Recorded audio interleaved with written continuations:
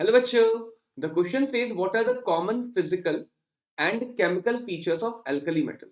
तो बेटा यहाँ पे हमें group one metals alkali metals के कॉमन फिजिकल और केमिकल फीचर्स बताने। तो ग्रुप वन एल्कली मेटल्स में हमारे पास एलिमेंट्स होते हैं लीना की रब से फरियाद, यानी कि lithium, sodium, potassium, rubidium, caesium and francium. And बेटा फ्रेंशियम यहाँ पे रेडियो एक्टिव मेटल है, तो रेडियो एक्टिव एलिमेंट्स की प्रॉपर्टी को हम जनरली कंसीडर नहीं करते। यहाँ पे हम लिथियम से सीजियम तक की प्रॉपर्टीज को मेनली डिस्कस करते हैं। तो let's see the physical properties.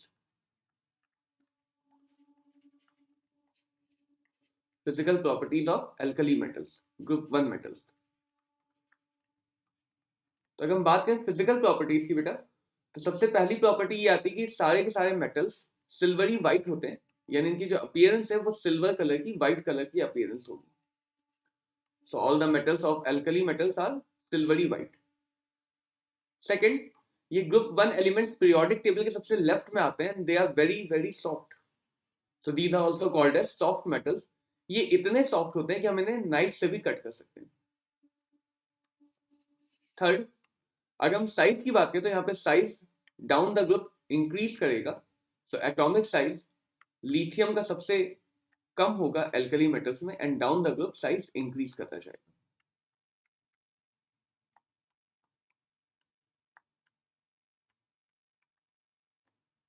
And fourth, अगर हम बेटा यहाँ पे मेल्टिंग पॉइंट की बात करें तो मेल्टिंग पॉइंट साइज बढ़ने के साथ साथ बढ़ेगा, क्योंकि वैन डर वाल इंटरेक्शन, मेटालिक इंटरेक्शन बढ़ेंगे, तो melting point down the group increase करेगा।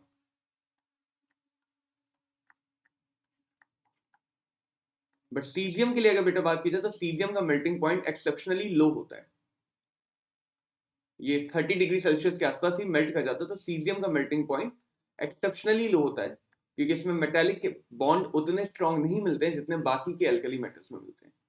अब बेटा हम यहाँ पर केमिकल प्रॉपर्टीज को डिस्कस करते हैं। तो the common chemical properties are,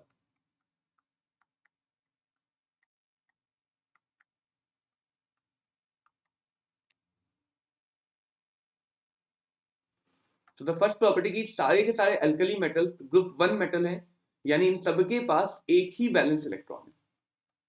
they only have one valence electron.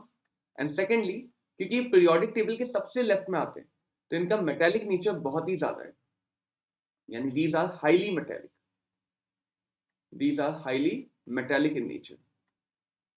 तो फर्स्ट केमिकल प्रॉपर्टीज की they all exhibit the oxidation state of, क्योंकि इनके पास एक ही वैलेंस इलेक्ट्रॉन है तो इन सबकी ऑक्सीडेशन स्टेट +1 होती है, यानी कि एक इलेक्ट्रॉन लूज करके M पॉजिटिव यूनिवैलेंट कैटायन बनाते हैं, सबके सब यूनिवैलेंट कैटायन बनाएंगे। सेकंड, हाईली मेटालिक होने की वजह से ये हाईली रिएक्टिव है, क्योंकि इनका मेटालिक कैरेक्टर काफी ज्यादा है तो ये आसानी से इलेक्ट्रॉन लूज कर देते हैं। इनकी आयोनाइजेशन एंथैल्पी भी इसी वजह से काफी कम होती है। Due to high metallic nature they have a very high tendency to lose electron. And highly metallic होने की वजह से हम ये भी कह सकते हैं दे आर हाईली इलेक्ट्रोपॉजिटिव, ये आसानी से कैटायन बना सकते हैं और इलेक्ट्रॉन लूज करने की टेंडेंसी शो करते हैं। तो they are highly electropositive. Fourth property बेटा हाईली मेटालिक नेचर की वजह से, क्योंकि मेटल के कंपाउंड्स बेसिक कैरेक्टर के होते हैं, तो इनके जितने भी ऑक्साइड्स एंड हाइड्रोक्साइड्स हैं, मेटालिक नेचर हाई होने की वजह से they are highly basic in nature. तो oxides and hydroxides of alkali metals are highly basic in nature, और इसी बेसिक नेचर होने की वजह से इन्हें एल्कली मेटल्स कहा जाता है, एल्कलाइन मेटल्स, ऐसे मेटल्स जिनके ऑक्साइड एल्कलाइन नेचर के होते हैं, तो that's why they are called as alkali metals. तो these are the common physical and chemical properties of group one alkali metals. हो बेटा आपको ये क्वेश्चन अच्छे से समझ में आया हो। All the very best.